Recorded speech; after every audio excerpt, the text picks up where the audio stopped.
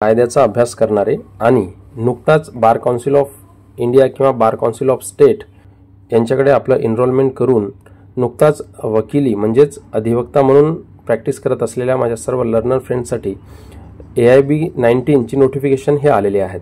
त्यामुळे अनेक विद्यार्थ्यांना AIB क्लिअर ज्यांची झालेली नसेल त्यांच्यासाठी 3 सप्टेंबर 2024 रोजी बार काउन्सिल ऑफ इंडिया यांच्याद्वारे AIB ची नोटिफिकेशन देण्यात आली आहे।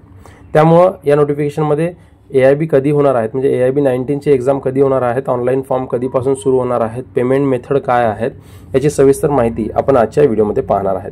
नमस्कार, मी ॲडव्होकेट गोपाल चव्हाण स्वागत करतो तुमचं लीगल वन या आपल्या YouTube चॅनलवर। हे AIB-19 संदर्भात सविस्तर इन्फॉर्मेशन आपल्याला त्यांच्या नोटीसद्वारे दिलेली आहे। याच्यामध्ये त्यांनी स्पष्ट सांगितलं आहे की 24 नोव्हेंबर 2024 रोजी ही ऑनलाईन परीक्षा होणार आहेत। यासाठी ऑनलाईन रजिस्ट्रेशन कधीपासून सुरू होणार आहेत याची माहिती पाहत असताना ऑनलाईन रजिस्ट्रेशन जे आहेत हे 3 सप्टेंबर पासून सुरू होणार आहेत आणि ऑनलाईन पेमेंट कधीपासून सुरू होणार तर 3 सप्टेंबर पासूनच सुरू होणार। म्हणजे ज्या दिवशी पासून आपण ऑनलाईन रजिस्ट्रेशन करू फॉर्मसाठी त्याच दिवशीपासून तुम्हाला पेमेंट सुद्धा ऑनलाईन पद्धतीने ते करता येणार आहे। त्यानंतर सांगितलं आहे की online registration for AIB-19 close on म्हणजेच कधीपर्यंत तुम्ही हे AIB-19 साठी ऑनलाईन ॲप्लिकेशन करू शकता तर ते 25 ऑक्टोबर पर्यंत 25 ऑक्टोबर 2024 पर्यंत तुम्ही ऑनलाईन ॲप्लिकेशन करू शकता।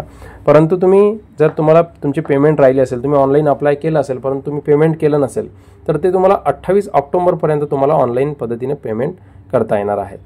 यानंतर आपण पाहू की last date of correction in registration form म्हणजे तुमचं फॉर्ममध्ये जर काही चुका झाल्या असतील तर त्या फॉर्ममध्ये जर तुम्हाला करेक्शन करून घ्यायचं असेल तर ते तुम्हाला 30 ऑक्टोबर पर्यंत तुम्हाला त्याच्यामध्ये करेक्शन करता येणार आहे।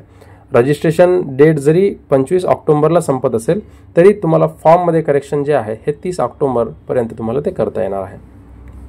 त्यानंतर तुमचे ॲडमिट कार्ड म्हणजे या एक्झामचे ॲडमिट कार्ड कधीपर्यंत रिलीज होणार आहे तर ते 18 नोव्हेंबर 2024ला तुमचे ते ॲडमिट कार्ड रिलीज होणार आहे। त्यानंतर डेट ऑफ एक्झामिनेशन म्हणजेच हे AIB ची एक्झाम कधी होणार आहे तर 24 नोव्हेंबर 2024 रोजी हे AIB ची एक्झाम ही पार पडणार आहे असं AIB bar council of India यांच्याद्वारे हे आपल्याला नोटिफिकेशन देण्यात आलेले आहेत। याच्यामध्ये त्यांनी खाली नोट्स सुद्धा दिलेले आहेत। तर याच्यामध्ये त्यांनी सांगितलं आहे की या एक्झामसाठी पास होण्यासाठी जे आहेत हे 45% जनरल आणि OBC कॅन्डिडेटला पाहिजे आणि जे SC ST कॅन्डिडेट आहेत त्यांना 40% तरी याच्यामध्ये क्रायटेरिया त्यांनी पासिंगसाठी ठेवलेला आहे। त्यामुळं जे विद्यार्थी AIB एक्झामसाठी प्रिपरेशन करत असेल तर त्यांच्यासाठी आपण आपल्या या लीगल वन YouTube चॅनलवर याच्या आधीच पूर्ण सविस्तर A to Z व्हिडिओ आपण इन्फॉर्मेशन त्याच्यामध्ये दिलेली होती।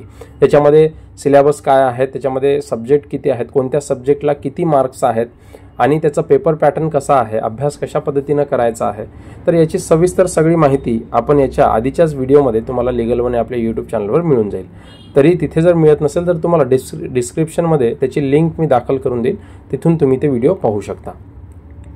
आता हे AIB-19 एक्झाम जे आहेत हे कशा पद्धतीने म्हणजे कधी कोणाला क्लिअर करणं गरजेचं आहे तर ज्या विद्यार्थ्यांनी किंवा ज्या लर्नर फ्रेंड्सनी आपलं रजिस्ट्रेशन जे आहेत हे बार काउन्सिलकडे केलं असेल आणि त्याच्या बार काउन्सिलकडे रजिस्ट्रेशन केल्यानंतर एनरोलमेंट मिळाल्यानंतर त्यांना 2 वर्षामध्ये त्यांची AIB एक्झाम ही क्लिअर करणे अनिवार्य आहे।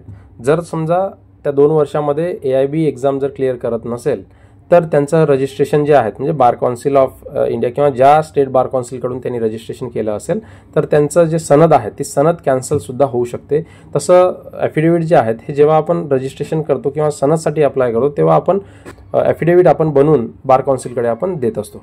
त्याच्यामुळं ज्या विद्यार्थ्यांनी आतापर्यंत AIB ची एक्झाम क्लिअर केली नसेल तर त्यांनी लवकरच या AIB ची एक्झामसाठी प्रिपरेशन सुरू करून द्यायला पाहिजे आणि ऑनलाईन फॉर्म जेव्हा सुरू होईल तेव्हापासून त्याच्यासाठी ऑनलाईन ॲप्लिकेशन म्हणजे ऑलरेडी आता ऑनलाईन ॲप्लिकेशन हे सुरू झालेले आहेत तर तुम्ही ऑनलाईन ॲप्लिकेशन करून द्यायला हरकत नाही आणि याची प्रिपरेशन कशा पद्धतीने करायची आहे याचे सिलेबसनुसार आपल्याला त्याचे मार्किंग कसे काय करायचे आहेत, त्याच्यानंतर बेअर ॲक्ट कसे काय वापरायचे आहेत, बेअर ॲक्टची स्टडी कशी करायची आहे याची सविस्तर माहिती आपण पुढच्या व्हिडिओमध्ये घेऊन येणार आहेत।